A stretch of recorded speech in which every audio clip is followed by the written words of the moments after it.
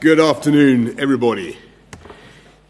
It's 4.5 years since the British people voted to take back control of their money, their borders, their laws, and their waters, and to leave the European Union. And earlier this year, we fulfilled that promise in that we left on January the 31st with that oven-ready deal.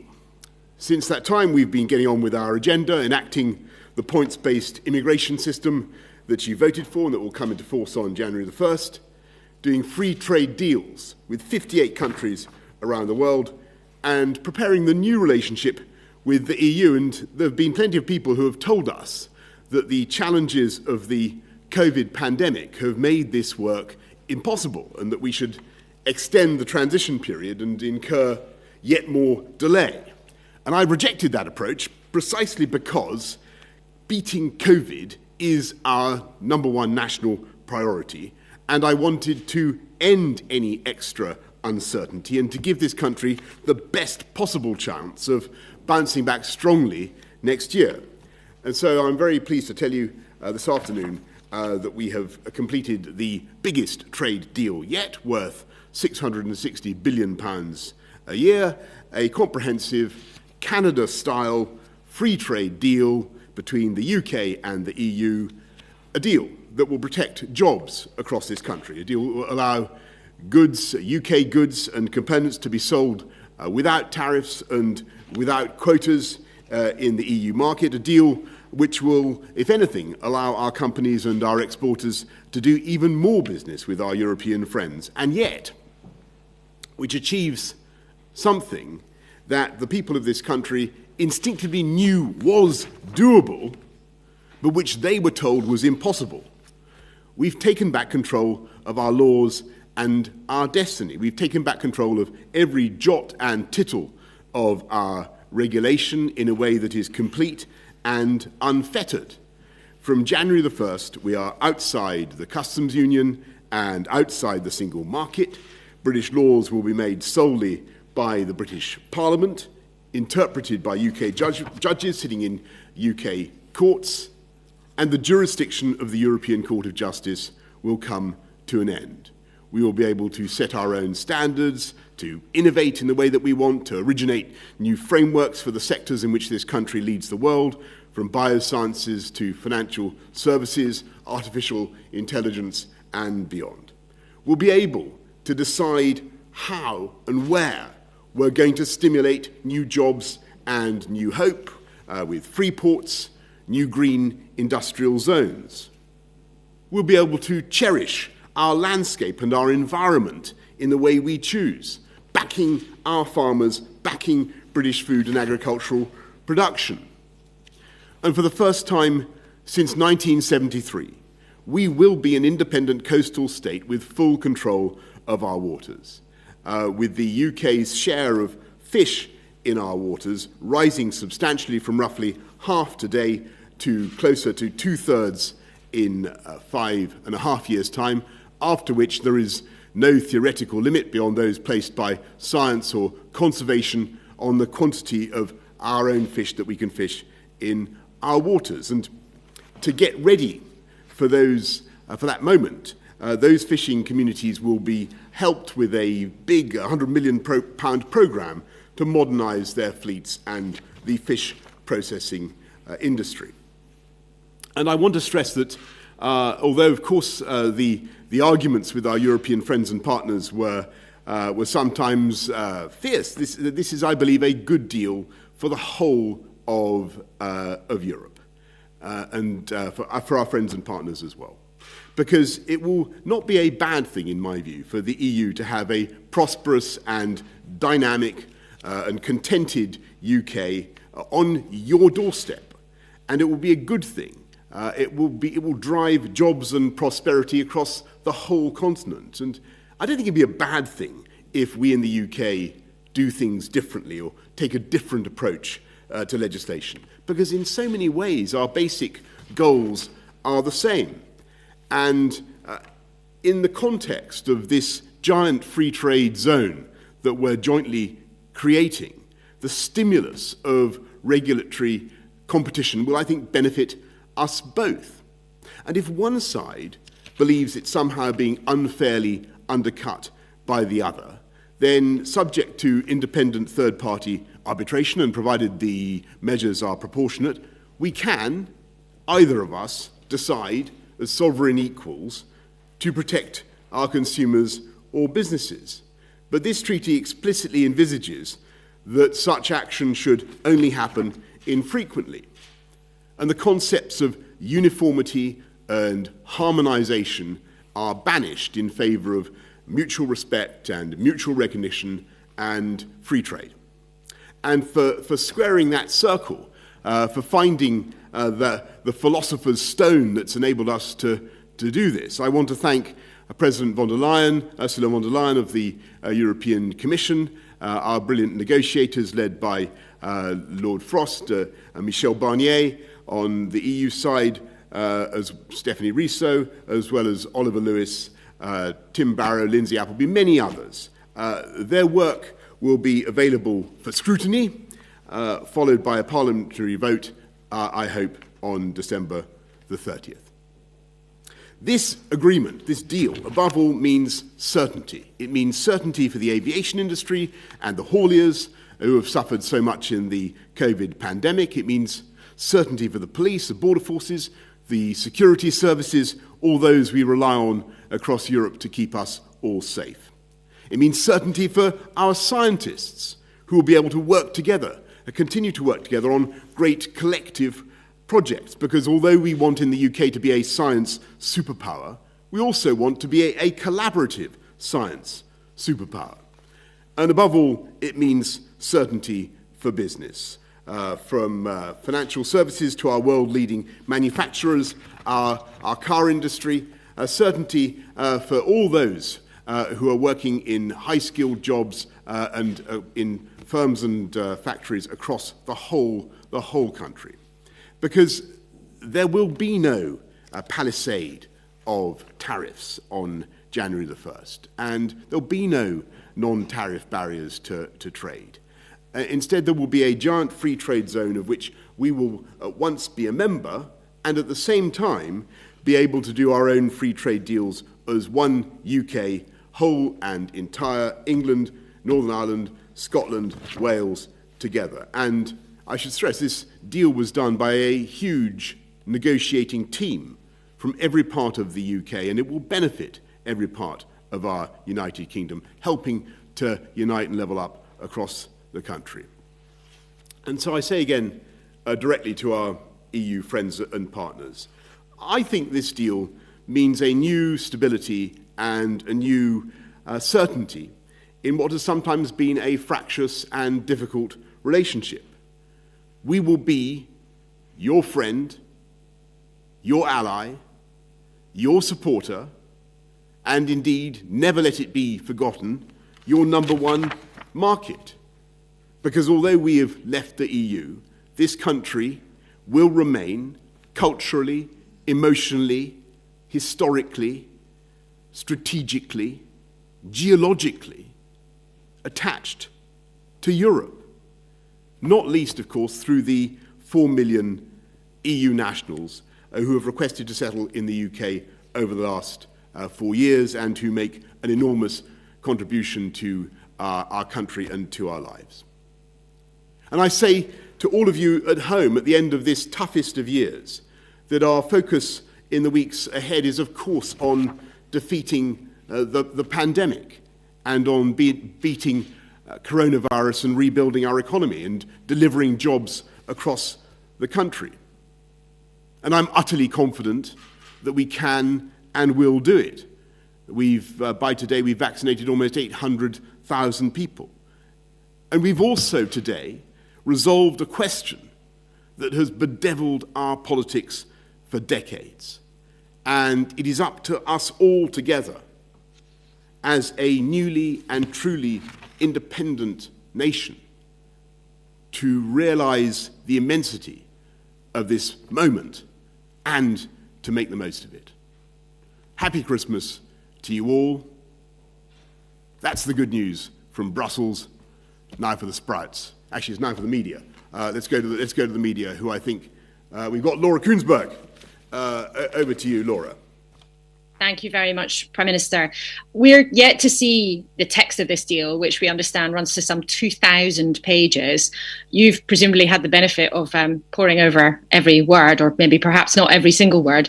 But can you tell the public honestly, where did the UK give the most ground, and where did the EU compromise the most, do you think? Thanks, Laura. Well, actually, it's only about 500 pages, and I think it would, and it's readily intelligible. I think it would be fair to say that we wanted to make sure, for instance, that we got access to, got complete control of our fisheries from the get-go, and that's just to say we had annual negotiations on fisheries within the shortest possible delay.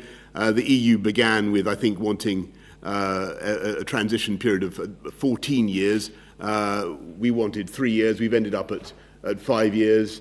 I think that was a reasonable transition period, and I can assure great fish fanatics in this country, we will, as a result of this deal, be able to catch and eat quite prodigious quantities of extra fish. So that's why we're going to have to make these investments in the fishing sector.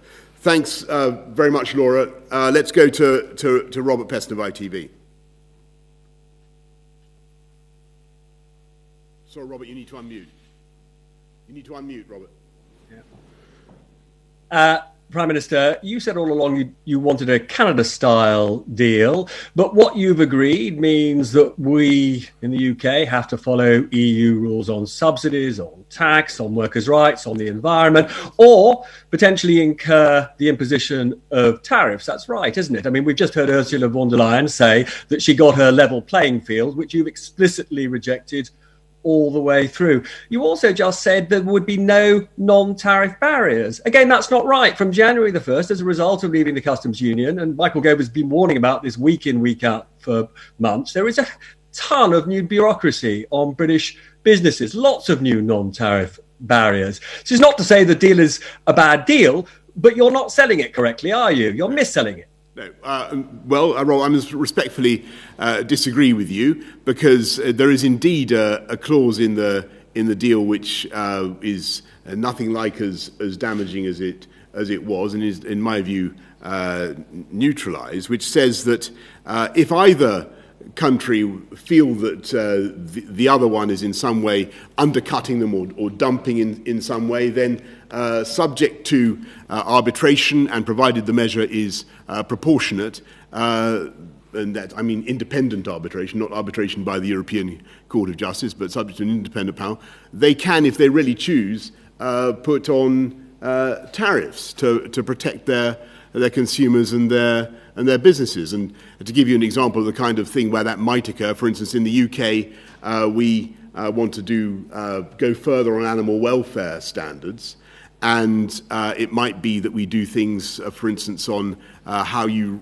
rear pigs, banning sow crates and so on, that would incur extra costs for our pig farmers, and it might be that bacon coming from elsewhere from the EU was at risk of, therefore, of undercutting us. We might, under those circumstances, consider imposing tariffs. I think it's highly unlikely, but we might consider it. It would have to be subject to arbitration. It would have to be proportionate according to the arbitrator, and under no circumstances would we be in any way constrained, legally or otherwise, by anything that the EU did or chose to do themselves, nor, furthermore, would there be any role for the European Court of Justice. And for people at home who have zoned out while I've been talking about this, let me tell you, this is a very, very long day's march from where we were a few years ago. You will remember, Robert, when we were talking about basically having a common rule book with the EU and having dynamic alignment with EU law, so that the UK was forced to keep step. And that has gone from this treaty insofar as the EU wanted it, and there is no role for the European Court of Justice, whatever. So I think it's a great treaty. And as for your point about non-tariff barriers, yes, I think it's important to stress. What I'm talking about is barriers on the grounds of your plugs won't work in our country, therefore they're banned or whatever. That kind of technical barriers to trade, and there's a lot in this treaty to try to reduce all that kind of thing, make sure that doesn't happen. That's a good thing. That's a good thing for businesses and consumers, and in that sense, it's a great free trade deal. But I must stress to people getting ready for January the 1st that there will be change. So people will need get on the gov.uk website. Exporters will need their AORI forms and everything else. People should be aware of the change that is coming. But there's also an opportunity, because for British exporters now, the whole world will be treated the same for export purposes. And I think that would actually galvanise our exporters to think much more positively and dynamically about the opportunities that they have. So I must respectfully disagree with both the points that you made. This is a jumbo Canada-style free trade deal of exactly the kind that I think this country needs. And as I say, I believe it resolves a long-standing and very, very difficult problem. People said you couldn't be part of a free trade zone with the EU without being obliged to follow EU laws. If you remember, people, I think there was I think we were told we couldn't have our cake and eat it, and that kind of thing. I'm not going to claim that this is a cakeist treaty, Robert, but it's because that. But it is. I believe. What the country needs at this time, and the right way forward for the UK. Let's go to Sam Coates of Sky. Prime Minister, you say this is an unprecedented deal that observes all your red lines and promises to the country. Can people trust that life will be better as a result of this deal and that there won't be any disruption even in the short term? And can you guarantee the government won't end up reopening elements of the new relationship in the years to come? Well, Sam, I mean, really good questions. I mean, short term, yes, as I said just now, there are things we have to get right, processes that maybe people have to do that they need to be aware of, and I'm going to, that point really is worth reinforcing. I do believe that the freedoms that this treaty wins us, basically a new independence from the EU, are worth having. But, and so free ports, free trade deals, being able to do, as I say, to look after your livestock differently, improving your landscape in a different way, doing all sorts of things differently, regulating financial services differently, chemicals, all sorts of things where we may want to do things differently and better. But I would just say to people watching this, and I'm sorry for disturbing Cars 3, by the way, to people watching this, I would say it's one thing to get freedom. Winning freedom is a fantastic thing, and that this is an important element of what we've done. But it's how we use it, how we make the most of it. That's what's going to matter in the months and years to come. And I've no doubt that we can do fantastic things with this treaty if we with this new relationship, which I think will be stable and prosperous for both sides. Let's go to Tom Newton-Dunn of Times Radio. Good afternoon, Prime Minister, and thank you. A couple of quick questions, if you don't mind. Every deal means both sides have to compromise. Do you accept that you have compromised throughout the last 11 months, particularly perhaps the last 11 days, from perhaps your earlier slightly absolutist positions? Perhaps that was a negotiating ploy, but compromise is not a dirty word. Do you agree with that? And secondly, can you address services? Because I haven't heard you say much about that. 80%, of course, of the UK economy. You say some British companies would do more trade with the EU because of this deal. Will the British service sector, especially the financial services sector, will they be able to do more trade or less trade? Well, there's a first of all on the compromise point. No, compromise isn't a dirty word, and unquestionably there are things that we've done to help our friends and partners to move things forward. I mentioned, I think, to Laura where we got to on fish. We started out wanting a very short transition period of 3 years. They wanted a much longer one of 14 years. We've compromised on that at 5.5. And on the vital services sector, yes, of course, they feature in this deal quite rightly. There's some good language about equivalence for financial services, perhaps not as much as we would have liked, but it is nonetheless going to enable our dynamic City of London to get on and prosper as never before. There's some good stuff about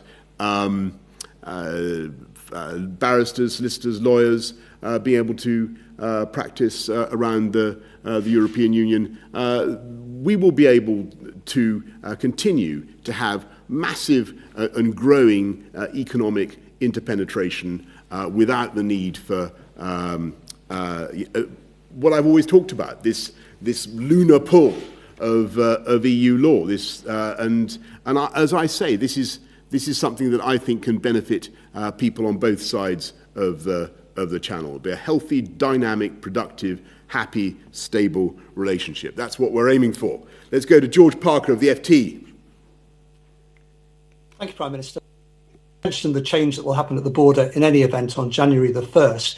I just wondered if there was anything in this deal where the two sides have agreed to introduce some sort of flexibility at the border to make sure we don't have chaos in Dover and Calais on January the 1st. And a second, more general point. You and I used to be reporters in Brussels, and we've covered the sort of psychodrama of British EU relations for a number of decades. Nigel Farage said today that the war is over. I just wondered if you saw it in those terms.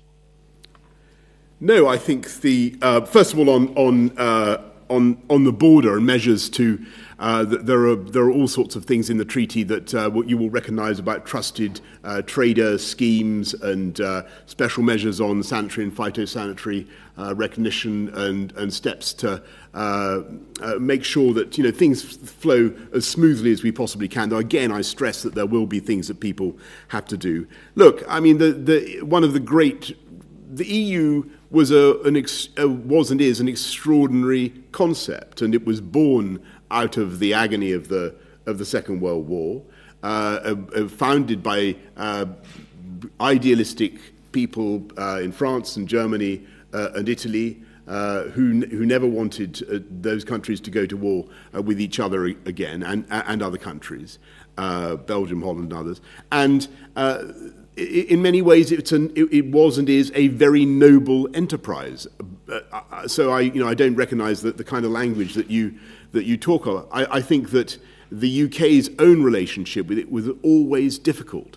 We always found some of the language about ever closer union, the idea of this political union, this very dense idea of this ideology of endless integration. We found quite hard, George, and I think as a fellow Brussels reporter, you'll remember that there was quite a lot of friction involved. I think that what we've got here is the basis of a new long-term friendship and partnership that basically stabilises that relationship.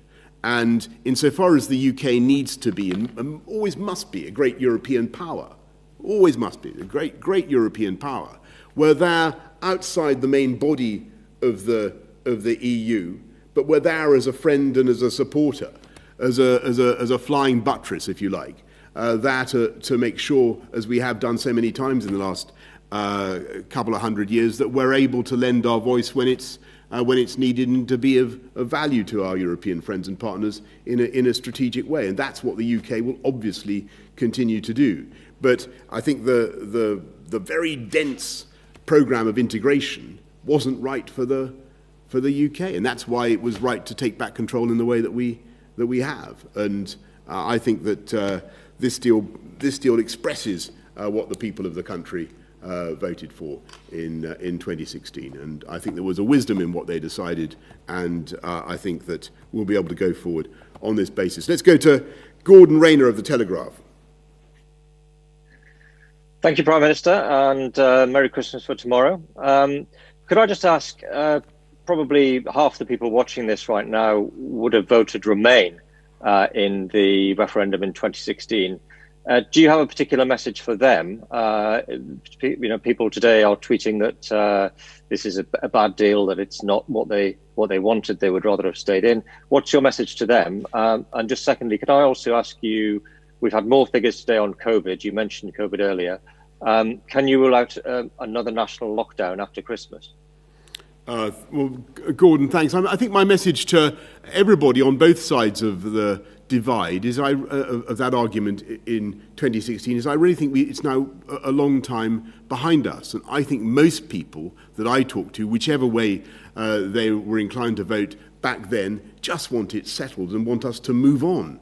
And I think this gives us the platform, the foundation for a really prosperous new relationship. And I would be very excited now by this deal. This European question has been going on for decades, exactly what relationship we should have. This is a great new free trade deal, a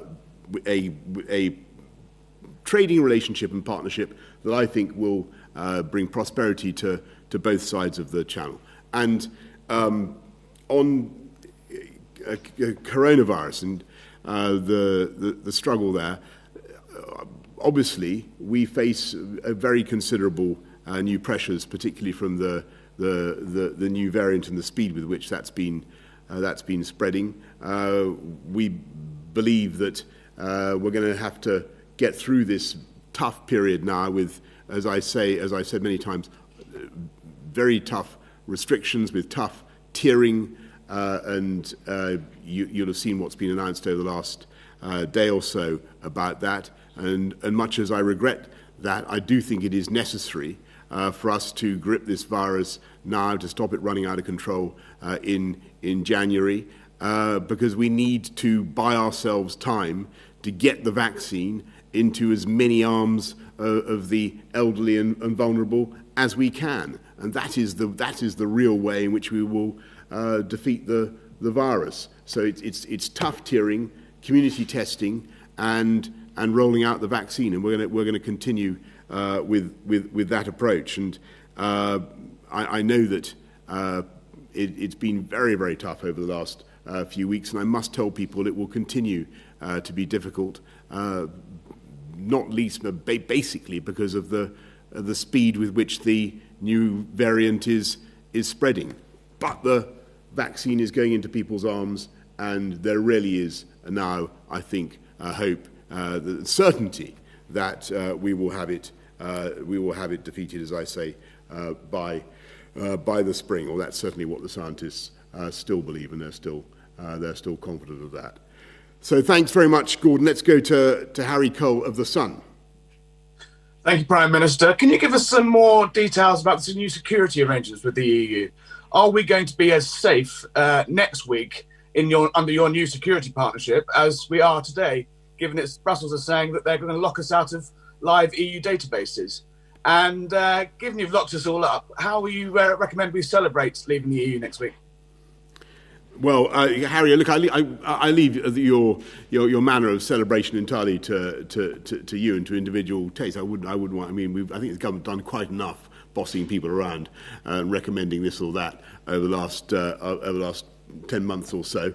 But on security and police cooperation, I'm absolutely confident this is a deal that protects our police cooperation, protects our ability to catch criminals and to share intelligence across the European continent in the way that we have done for many years. So I don't think people should have fears on that score, or indeed on any score. Let's go to Heather Stewart of The Guardian. Hello, Prime Minister. Michel Barnier said today that we decided to leave the Erasmus exchange scheme, which sent thousands of students to EU countries every year. I wonder what you'd say to young people who feel as though opportunities to discover the continent on our doorstep by living there or studying there or working there are being taken away from them.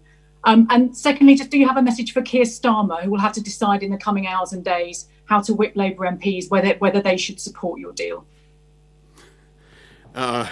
Right, Heather. Well, look, on Erasmus, it was a tough decision.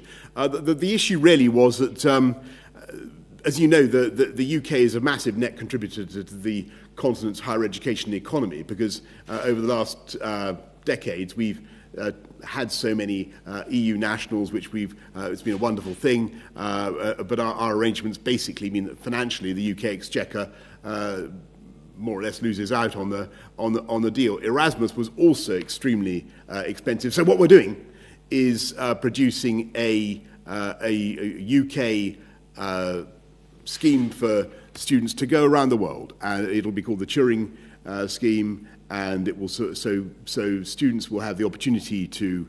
Named after Alan Turing. So the students will have the opportunity not just to go to European universities, but to go to the best universities in the world, because we want our young people to experience the immense intellectual stimulation of Europe, but also of the whole world. And as for, I think you asked about which way should the opposition vote on this. Well, it's perfectly obvious, Heather. The opposition should vote for this excellent deal, and I would strongly encourage everybody to do the same. Thank you very much, everybody. Happy Christmas to you all. Thank you.